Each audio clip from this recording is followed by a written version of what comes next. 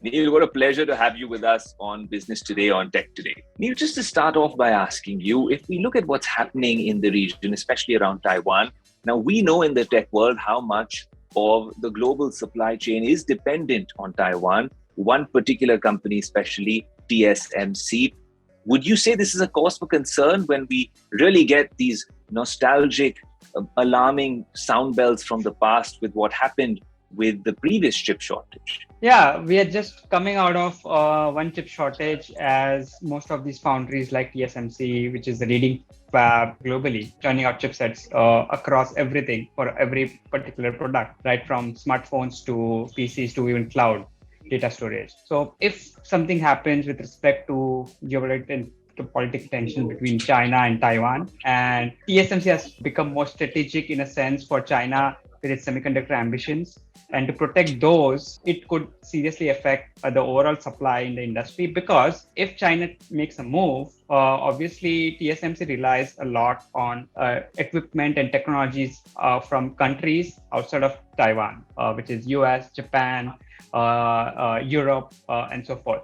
So if something happens, it's going to be a big blow for the entire industry, not just India, but entire industry. To be specific, 80% of the smartphone chipsets right now are actually being manufactured at TSMC. So, which is huge. And when you add PCs and tablets and so forth, which is growing in terms of semiconductor content, even the data storage and cloud, as we have seen with the recent Intel and AMD earnings, everything is shifting towards more on TSMC being one of the big fab for manufacturing those. So India is reliant on semiconductors from chipset perspective. Almost 27 to $30 billion of semiconductors will be imported this year in India. And bulk of it, which are the high value items, are churning out from TSMC. It's interesting you say that about TSMC, because even one particular forbidden fruit company, Apple, relies a lot on TSMC. Do you think this is something that would be worrying people sitting in Cupertino as well? Absolutely, it does, because again, first, it's American company, and second, most of its chipsets are advanced and the most advanced in the industry, and it relies heavily on TSMC to manufacture its chipsets. So 100% of Apple chipsets going into MacBooks, going into Apple iPhones, going into even, I would say, Apple watches come from TSMC. So there will be a lot of nervousness among US companies like Qualcomm, Apple, as well as AMD and NVIDIA. Also, I'd love to get your take on this, Neil. When we talk about the Atmanirbhar scheme here in India, there was obviously international consortiums who had expressed their interest in investing in the semiconductor industry here in India. I think in Karnataka, Gujarat, Maharashtra, there was all sorts of interest. What is your take on the current status of that project?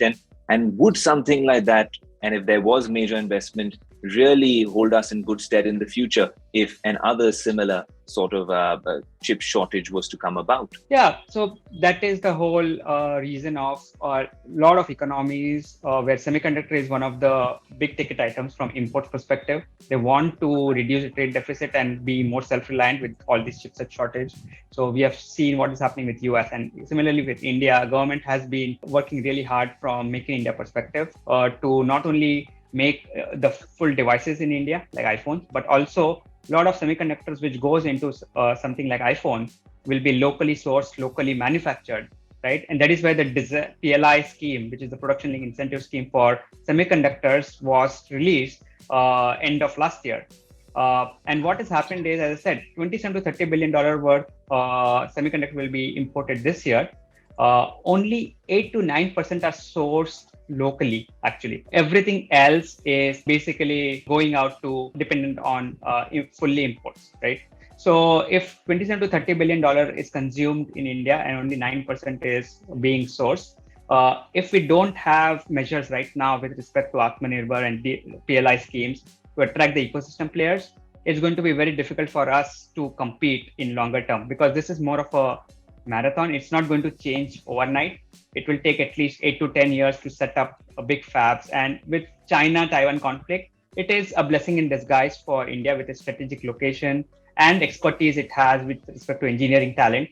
It could be a very good place for future foundries if Intel decides to expand its foundry strategy, which it's really got a really good boost from the CHIPS Act which came out this week, right? India could be a contender there, which would benefit. Interesting, Neil. But when you look at the current scenario, and obviously these are future scenarios that we're talking about. If you look at the current scenario with India, especially, there's a heavy reliance on importing these sort of chipsets and stuff like that. So semiconductors largely are imported over here.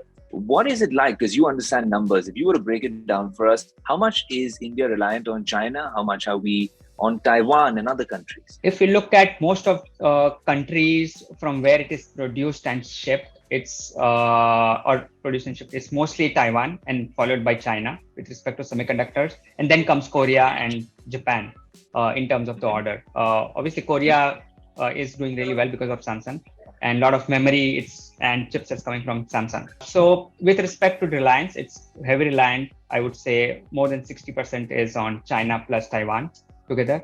And what happens is a lot of these players, Taiwanese players, also have manufacturing facilities in China. So it eventually, though it's Taiwanese, it comes from China because of the cheaper labor and space China has to support these chipset manufacturers. Neil, thanks so much for all those insights, and thanks so much for joining us on Business Today. Thanks for having me. Have a nice day. If you like the video, do like, comment, share and subscribe.